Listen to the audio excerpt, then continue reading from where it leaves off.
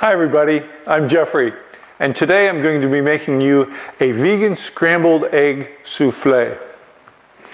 Full credit, full disclosure, this is not my original recipe. I have to give this to a lovely young lady, a hard-working cook, chef I may add, Melanie McDonald. And Melanie McDonald's company is a virtual vegan. If you'd like to check the original recipe out, please go to her website, avirtualvegan.com. Wonderful recipes there, and the lady does great work. I'm doing a little bit different here. I'm going to tweak the recipe somewhat because while I identify closely with vegans, I'm really not a vegan. I'm more of a fusion crossover, if you will, to whole food, plant-based lifestyle. What's the difference? Well, basically the old no SOS, salt, sugar, or oil. Well, a little bit of salt, a little bit of oil, a little bit of sugar. Man does not live by bread alone, right?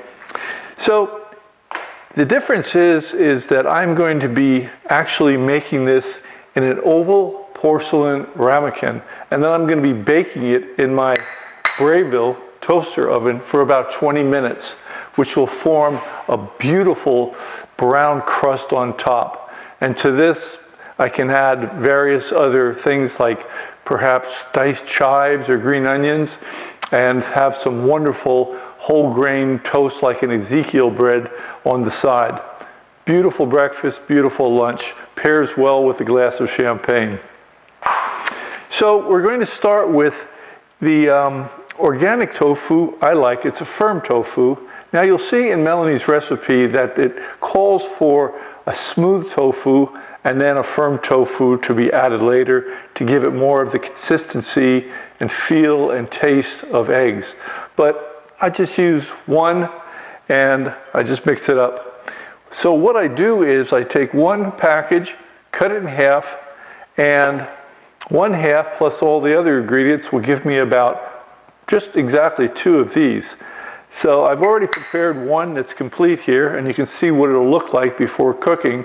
At the end, you'll see a beautiful brown crust after full cook. So we're going to start with, as I said, 1/2 of a package of the organic tofu. We're going to add to that 1/4 cup of almond milk, and my favorite has been for a long time Khalifa almond milk. It's probably one of the most pure almond milks that you can find. And next I'm going to add about a tablespoon and a half of almonds. Now it calls for almond flour, but what I do is just take some great organic almonds and I pulse them a few times in my Cuisinart until they're nice and coarse. And it gives me also a different taste sensation as well. So I'm going to add those, and then what I'm going to add is one of my favorite foods of all for many applications is nutritional yeast, and it's calling for another tablespoon or so of nutritional yeast. Next I'll add about a teaspoon give or take, not an exact cook, but more mustard the better in my book of that. And now we get into the finer edges of the ingredients. The original recipe does call for cornstarch. If you look at it, you'll see. What I use is arrowroot, powdered arrowroot. It's a little bit finer, but the distinction is probably minimum, if not insignificant. So, personal preference here. But both are very good thickeners. So I'm going to add that in there. Of course, what would a vegan scrambled egg dish be without turmeric? So turmeric, again, I'm sure you know, has many wonderful health properties. And so I'm going to add about 1/4 teaspoon of this to my 1/2. And again, these are all half recipe because I'm doing 2, right? Something I've added just on my own. I like onions. I like onions a lot. So I've got some very nice dried onion flakes, and the more the merrier there. So I'm going to add about a little bit more than a tablespoon of those to this. And finally, Probably the most significant ingredient here is kala malak. Did I say that right? Kala malak. Basically Indian black salt. And if you buy it and if you smell it, if you haven't tried it before, first thing you're going to say is, wow, sulfur. And that's true. It has been cooked and in a kind of a sulfur-based fire, and it exudes the smell and the taste somewhat of sulfur. And of course, very much like real eggs. So I'm going to add that. And then I'm also going to add some onion powder. And of course, where would we be without any garlic? So I'm going to add a half a teaspoon. And by the way, the kala malak, the onion powder and the garlic powder are all half teaspoons for a half recipe. Basically, that's it.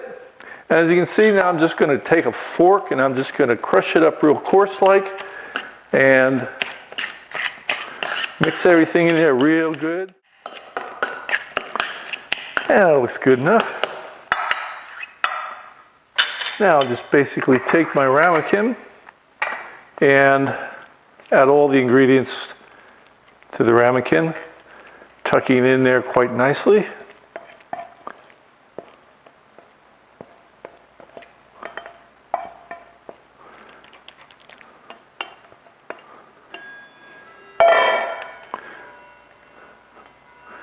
And there you have it, a nice souffle. Now I've experimented with other things, and one of my extra special things that I just don't feel like having tonight is I'll sliver up some fresh garlic, and I'll just press a few slivers of garlic into here. Gives it a little bit of extra zing. And there you have it, a wonderful vegan scrambled egg souffle. Okay, hi everybody. It's Jeffrey again, and we're back a few hours later after we've allowed our vegan egg souffle to marinate a little bit in the refrigerator. About 3 to 4 hours is usually good. And one note that I mentioned before is it is really good for breakfast, but it's also great for dinner, and I'm having it tonight for dinner. So I'm about to plate this and show you what a wonderful end product it is.